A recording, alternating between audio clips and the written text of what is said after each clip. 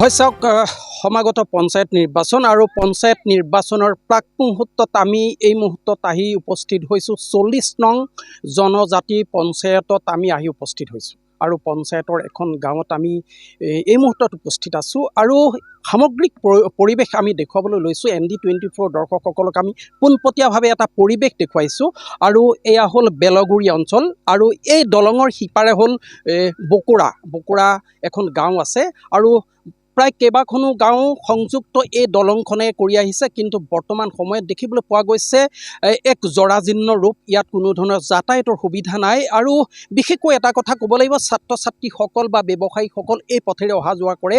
বাৰিষাৰ দিনত এক জমৰ যন্ত্ৰণা সদৃশ পৰিৱেশ হয় আৰু ছাত্ৰ ছাত্ৰীসকলে এক বিপদসংকুল যাত্ৰা অতিক্ৰম কৰি শিক্ষা গ্ৰহণ কৰিবলগীয়া হয়। এক দুৰ্বিষহ জীৱন বুলি ক'ব লাগিব, যিহেতু সমাগত বাৰিষাৰ সময়ছোৱাত কি হ'ব, কেনেকুৱা পৰিস্থিতিৰ সন্মুখীন হ'ব আৰু সমান্তৰালভাৱে আৰু মাজত মাত্ৰ কেইটামান দিন আছে পঞ্চায়ত নিৰ্বাচন অনুষ্ঠিত হ'ব। বৰ্তমান কিন্তু তিয়ক সমষ্টিৰ অন্তৰ্গত হৈছে এই পঞ্চায়তটো। পূৰ্বতে আছিল দেৰগাঁও সমষ্টিৰ বিধায়ক আছিল ভৱেন্দ্ৰ নাথ ভৰালী। ভৱেন্দ্ৰ নাথ ভৰালীৰ উন্নয়নৰ এয়া প্ৰকৃত ছবি বুলি ক'ব লাগিব। মোৰ সহযোগে পৰিৱেশটো দেখুৱাইছে, গাঁৱৰ যিসকল লোক তেওঁলোক সমবেত হৈছে, তেওঁলোক প্ৰতিবাদমুখৰ হৈছে। তেওঁলোকে যিহেতু পঞ্চায়ত নিৰ্বাচনত ভোট দিব, কিন্তু ভোট দি কি পালে কি নেপালে তেওঁলোকে বিভিন্ন প্ৰশ্নৰ অৱতাৰণা কৰিছে। যিহেতু তেওঁলোকৰ আগন্তুক দিনসমূহ তেওঁলোকে কেনেকৈ অতিবাহিত কৰিব, বাৰিষা দিন আহি আছে, তেওঁলোকে কেনেকৈ অতিবাহিত কৰিব, পঞ্চায়তত ভোট দিব, কিন্তু পঞ্চায়তৰ লোকসকলে প্ৰতিনিধিসকলে তেওঁলোকৰ যি বেদনা, তেওঁলোকৰ যি যান্ত্ৰণা, সেই যান্ত্ৰণা তেওঁলোকে উপলব্ধি কৰিছিল নাই। স্থানীয় যুৱক আছে, যিহেতু এটা কথা ক'ব লাগিব, 2 মে'ত যিহেতু পঞ্চায়তৰ নিৰ্বাচন অনুষ্ঠিত হ'ব, আপোনালোকে ভোট দিব, কিন্তু ভোট দিয়াৰ প্ৰাক মুহূৰ্তত দেখিবলৈ পোৱা গৈছে শ লোক কিন্তু ইয়াত সমবেত হোৱা দেখিবলৈ পোৱা গৈছে। প্ৰতিবাদমুখৰ হৈছে তেওঁলোকে, যিহেতু এখন দলং দুখন গাঁৱক সংযোগ কৰিছে। বৰ্তমানেও কিন্তু এনে অৱস্থা, কি ক'ব?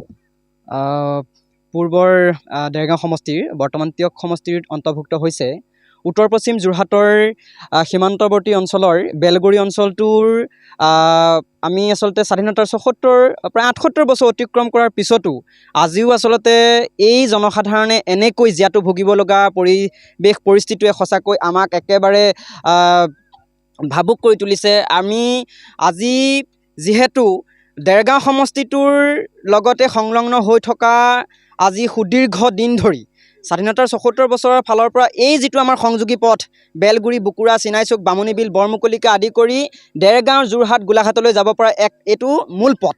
এই পথটোৰ ক্ষেত্ৰত কোনো পঞ্চায়তেই হওক বা বিধানসভাৰ সমষ্টিৰ বিধায়ক মহোদয়সকলেই হওক, আজি পৰ্যন্ত কিন্তু এই ৰাস্তাটোৰ ক্ষেত্ৰত কোনো ধৰণৰ ব্যৱস্থা গ্ৰহণ কৰা নাই। আমি প্ৰত্যেক মুহূৰ্ততে প্ৰত্যেক বছৰে বানপানীৰ সময়ছোৱাত আমি নিজেই ঘৰৰ পৰা বাঁহ কাঠ তুলি মেলি আমি মানুহখিনি ব্যৱসায় বাণিজ্য, শিক্ষা দীক্ষাৰ ক্ষেত্ৰতে হওক, ছাত্ৰ ছাত্ৰীসকল বিভিন্ন কলেজ মহাবিদ্যালয় যাবৰ ক্ষেত্ৰতে হওক, কৃষি পথাৰলৈ যাবৰ ক্ষেত্ৰতে হওক, এই পথটোৱে আমাৰ মূল পথ। আৰু এই পথটোৰ ক্ষেত্ৰত বাৰে বাৰে আমাক প্ৰলোভন দি প্ৰতাৰণা কৰি আহি প্ৰত্যেকখন চৰকাৰে, প্ৰত্যেকটো পঞ্চায়তে আমাক ভেকু ভাওনা কৰি আহিছে। জনসাধাৰণক বাৰে বাৰে সহজ সৰল কৃষিজীৱী ৰাইজক এনেকৈ প্ৰলোভন দিয়েই প্ৰত্যেকটো মুহূৰ্তত বঞ্চিত কৰি আহিছে। আমি অসম চৰকাৰকো এই ৰাস্তাটোৰ ক্ষেত্ৰত, এই ভগা দলংখনৰ ক্ষেত্ৰত বিভিন্ন সময়ত আমি বিধায়ক মহোদয়কে হওক, পঞ্চায়ত প্ৰতিনিধিকে হওক, অসম চৰকাৰৰ মন্ত্ৰী মহোদয়কো আমি স্মাৰক পত্ৰৰ যোগেদি, আমাৰ সমস্যাৰ আজি বিভিন্ন বা বাতৰিৰ যোগেদিও আমি তেওঁলোকক অৱগত কৰিছোঁ, কিন্তু আজি পৰ্যন্ত কিন্তু তেওঁলোকে কোনো এটা ব্যৱস্থা গ্ৰহণ কৰা নাই।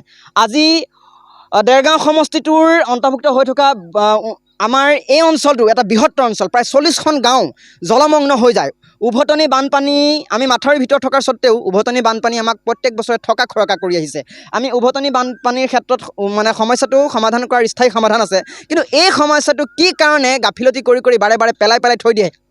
মানে বাৰিষাৰ সময়ছোৱাত কোনোবা মন্ত্ৰী আহিব, কোনোবা সাংসদ আহিলৈ মানে তেওঁলোকে জনসাধাৰণক প্ৰলোভন দিয়ে।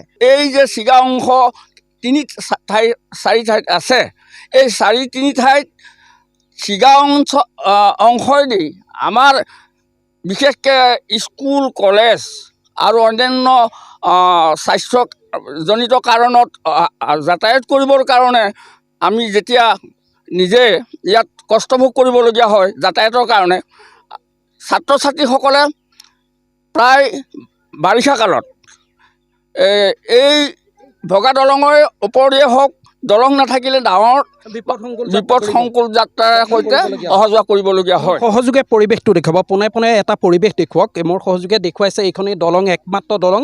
এই দলংখনতে এনেকৈ দেখিবলৈ পোৱা গৈছে প্ৰায় শ লোক এই পথেদিয়ে অহা যোৱা কৰে। এইটো এটা বিপদ সংকুল যাত্ৰা বুলি ক'ব লাগিব। প্ৰায় শতাধিক লোক প্ৰতিদিনে অহা যোৱা কৰে। এনেকুৱা তিনিটা স্থানত এনেকৈ দেখিবলৈ পোৱা গৈছে।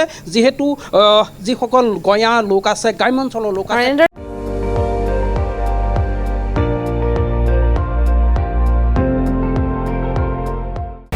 আপুনি চাই আছে ND24, সৰ্বশ্ৰেষ্ঠ নহয় সৰ্বোত্তমৰ দৌৰ।